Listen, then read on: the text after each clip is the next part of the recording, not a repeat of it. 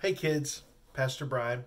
Well, here we are, our last video, our last few chapters here, and hope you've enjoyed it. I know I have, and been encouraged by it to continue on in our faith, to stay the course, to know that God is with us, Jesus is helping us in our journey, and we need to press on in our faith of loving Jesus and serving Him and loving those around us. So hopefully that message has come through. And if there's any other books that you are interested in that you like, or parents, if there's other books you think will be encouraging to kids, maybe that we could read those in the future. Who knows? But just let me know if there's anything like that out there. So just want to, we're going to finish up here. Chapter 47. Chapter 47. Ignorance crosses the river. When ignorance entered the land of delight, the people who met him spoke kindly to him, as they had done to Christian and Hopeful. But soon they found out he was not a true pilgrim and did not care to walk with them. So they left him by himself. He passed by the gate of the king's gardens, but the gardener did not invite him to come in. And the Shining One, although they often watched him as they walked along, did not speak to him or give him any gracious message from the king. At last he came to the brink of the dark river. He could see the walls of the celestial city on the other side, and he knew that his journey would not be ended until he crossed the river. He stood for a few minutes wondering what he should do, and then he lay down on the grass. I will rest a little while, he thought. Perhaps someone else will be coming presently. I do not see a bridge, so there must be a boat to carry the pilgrims over. There was a boat, but it belonged to the wicked prince, and the king's pilgrims never used it. The boatman, whose name was Vain Hope, soon saw Ignorance lying on the bank and rowed over toward him. "It is time for you to go over the river," he said. "I have brought my boat for you." Ignorance was pleased, and he got up at once, saying, "I suppose the king sent you." "Yes," replied the man. "The water is not very deep in some places, and many pilgrims try to walk through it, but there is no need to do so, because I am ready to take them over." He held out his hands, and Ignorant took it and stepped into his boat. Then Vain Hope caught up his oars and rowed quickly across the rough water. "What shall I do now?" asked Ignorance when he had climbed the opposite bank. Vain Hope pointed to the winding path. "That is the best way. It is smooth and easy. If the Shining Ones had come to meet you, they would have taken you by another road, which is steep and difficult to climb. Go straight up to the gate, and you will soon find your way to the king's palace." He pushed his boat off from the shore, and Ignorance turned around and began to climb the hill toward the city. He did not meet anyone, and when he reached the gates, he found they were closed. He looked up and saw some words written upon the archway in gold letters. "Blessed are they that do his commandments."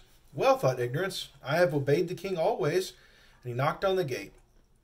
He quite forgot that the king had desired his pilgrims to begin their journey at the wicket gate and to travel by the way of the cross. He had heard of this many times, but he had not cared about it, and so the king's blessing could not be given to him.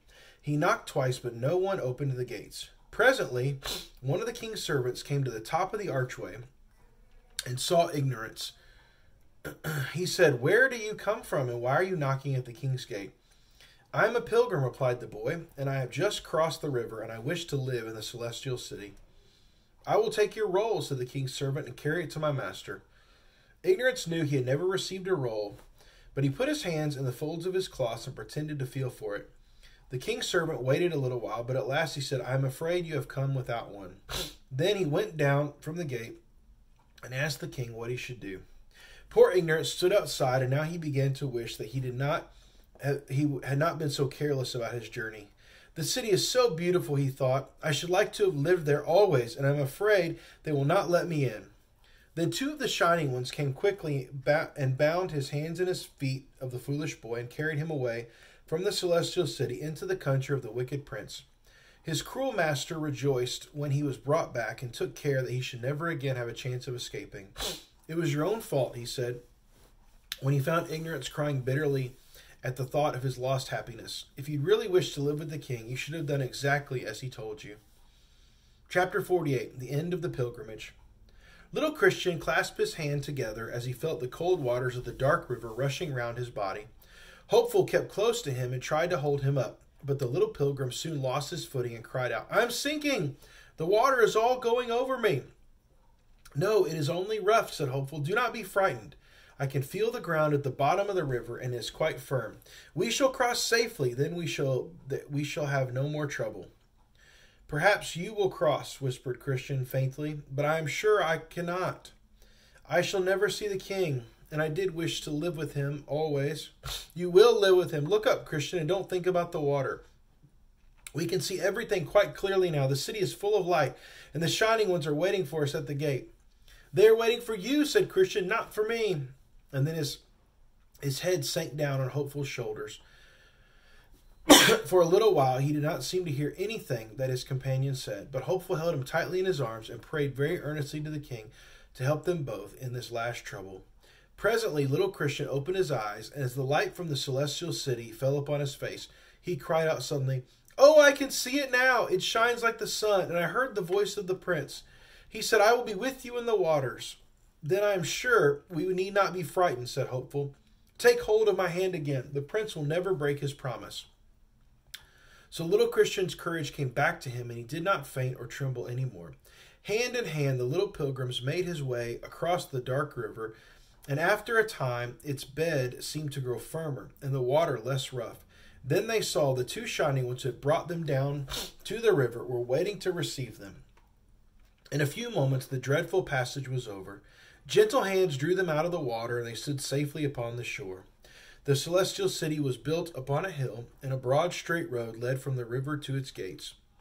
This road was steep, as vain Hope had said when he pointed out the little winding path that ignorance had taken. But Christian and Hopeful did not find it difficult, for the shining ones held their hands and took care that they not slip. "We shall soon be in the city now," said Christian, who had forgotten all his fear and sorrow. He could only look upon the bright walls and the gates that rose before him. "Yes," replied the shining ones with whom he was walking, "you will see the king in his beauty, and will receive you as his own child." "Will he really let me live in his city always?" "Yes, and you will never be tired or sad any more. You will have work to do for the king, but it will be easy and pleasant, and you will love it." "Shall I find my mother?" said Christian. For in the midst of the happiness he remembered her and longed for the time when he should see her. "She is coming to meet you," said the shining one. "She knows that you are with us, and she is so glad that your pilgrimage is over and you have crossed the river safely." Chapter 49. The Celestial City. The little pilgrims were now very near the city, and a band of the king's servants who had been watching the gate came quickly down the steep path to meet them. "You are two of the king's little pilgrims," said the shining one, "and we are bringing them home to the celestial city." Then, as Christian looked up, one face seemed to him to be brighter than all the rest. His mother standing before him, and her eyes shone as she watched him. "Is that my little Christian?" she asked, and the shining ones made way for her. But little Christian knew her in a moment, and he ran into her arms. "I have come to you, mother, I have come," he cried. The king has taken care of me, and someday he will bring my father too." "I shall never lose you again," she said. "The king is very good. Come with me into the city, that we may thank him together."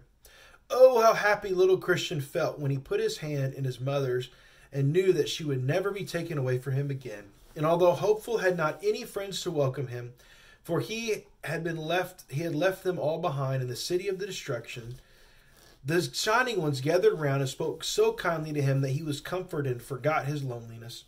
Little Christian had left his armor on the other side of the river, for he would never need to fight again. And now he looked down anxiously at his clothes. He had tried to take care of them, but he knew they had become soiled and dusty during his long journey.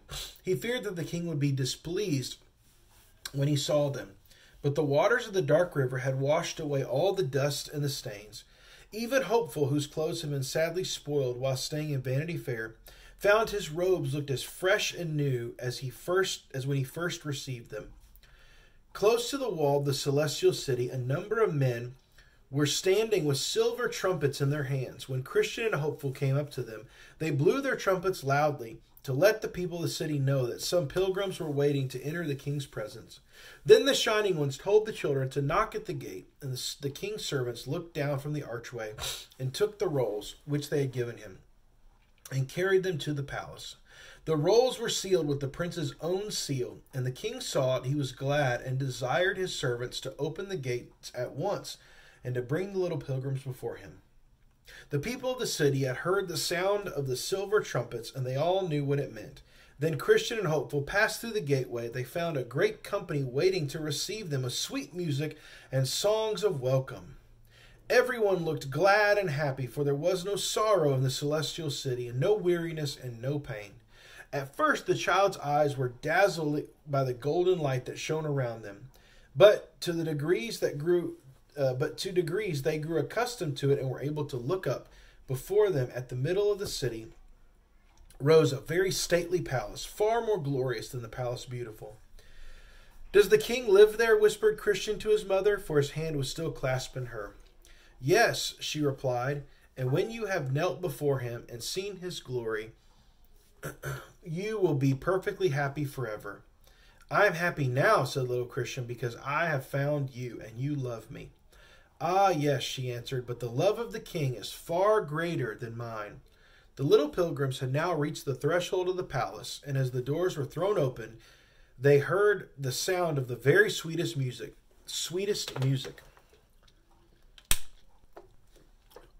The prince himself was waiting to receive them, and he smiled upon them and took their hands into his own.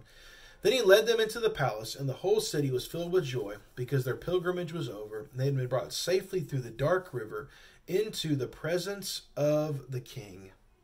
What a great ending to the story.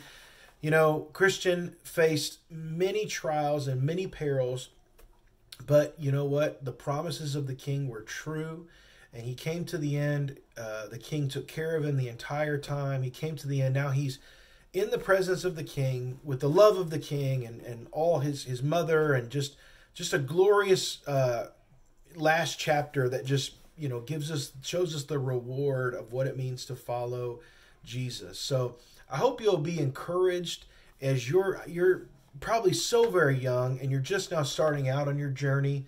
Maybe you haven't come to Christ yet, and I would encourage you to consider and talk to your parents about that. Maybe you are a follower of Jesus, and that's great. You need to continue on in your journey. Don't lose faith. Don't lose hope. However long your life may be, don't lose hope in Jesus. Keep clinging to him and following the word of God, and you will not stray, and you will be in the presence of the King one day. Hey, God bless. I hope you've enjoyed this. You have a great day. And just know Pastor Brian is here for your family if there's anything you ever need. Have a great day. Bye.